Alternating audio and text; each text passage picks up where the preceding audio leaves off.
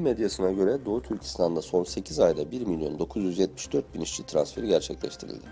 Gözlemciler, Çin yetkililerinin istikrar korumak gerekçesiyle sözde işçi transferi adı altında Uygurları yerlerinden etmekte olduğunu eleştiriyor.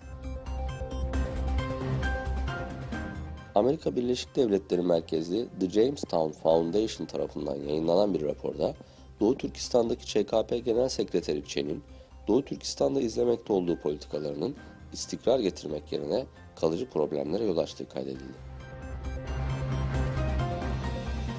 Afganistan'da yakalanıp Guantanamo'ya getirilen ve Çin'in baskıları nedeniyle burada suçsuz yere yıllarca tutsak kalan Uygurların hikayesini anlatan Uygurlar Absürt Bir Tutsaklık Hikayesi, Tayvan'ın başkenti Taipei'de düzenlenmekte olan Yayla Kültürü Film Festivali'nin açılış filmi olarak sergilendi. Çin, Birleşmiş Milletler Genel Kurulu kararları çerçevesinde Kuzey Kore'den tekstil ithalatını yasakladığını ve bu ülkeye petrol ürünleri ihracatını sınırlandırdığını duyurdu. Kazakistan Enerji Bakan Yardımcısı Mirza Galiyev, yenilenebilir enerji kaynakları alanında yatırım koşullarının iyileştirilmesi için aktif çalıştıklarını belirterek, bu yıl Avrupa İmar ve Kalkınma Bankası ile 200 milyon dolarlık anlaşma imzaladıklarını vurguladı.